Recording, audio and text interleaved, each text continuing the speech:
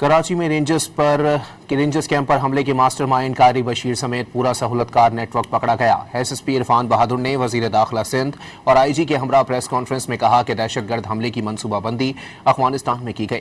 حملے میں ملزم مرکزی کرداروں اور سہولتکاروں کے بارے میں اہم معلومات حاصل کر لی گئیں۔ کراچی میں 27 جون کو رینجرز کیمپ پر حملے کے ماسٹر مائنڈ قاری بشیر سمیت پورا سہولتکار نیٹ ورک پکڑا گیا۔ حملے کی منصوبہ بندی افغانستان میں ہونے کا انکشاف ہوا ہے۔ کراچی میں پریس کانفرنس میں S S P C T D Irfan Bahadur نے بتایا کہ چاروں حملہ آوروں نے افغانستان میں دہشت گردی کی تربیت حاصل کی۔ دہشت گردوں کو حملے کی ہدایات بھی افغانستان سے دی جاتی رہیں۔ کے ٹی سی دہشت گردانہ حملے میں 4 دہشت گرد ملوث تھے، جن میں جانان جو کہ خودکش بمبار تھا اور وہ افغانستان کے صوبے فرا کا رہائشی تھا۔ دوسرا بلال اور فادی افغانستان کے صوبہ قندھار میں جا کے سیٹل ہو گیا۔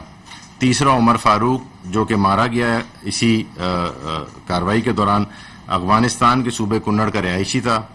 اور چوتھا عثمان شیر محمد جو کہ زخمی حالت میں زندہ گرفتار ہوا دہشت گرد، وہ صوبہ ننگرہار سے اس کا تعلق تھا اور اب اس وقت مقامی اسپتال میں زیر علاج ہے۔ آئی جی سندھ جاوید عالم اوڈو کا کہنا تھا کہ حملے کا مقصد کراچی کے امن کو سبوتاژ کرنا تھا۔ وزیر داخلہ سندھ ضیاء الانجار نے واضح کیا کہ غیر قانونی طور پر مقیم افغانیوں کی ملک میں کوئی جگہ نہیں۔ سندھ حکومت کا اور پاکستان حکومت کا اور لا انفورسمنٹ ایجنسیز کا بالکل کلیئر اسٹانس ہے کہ افغانیوں کو ہم نے یہاں سے ڈپورٹ بھی کرنا ہے، اور اس کے علاوہ یہاں پر جو ہماری لاسٹ میٹنگ ہوئی ہے اس میں طے یہ بھی کیا ہے ہم نے کہ ان کے خلاف ہم پھر قانونی کارروائی کریں گے۔ ظاہر ہے اس کا مقصد کراچی میں ایک دہشت گردی کی فضا پیدا کرنا، ڈی اسٹیبلائز کرنا، یہاں کے امن امان کو سبوتاژ کرنا،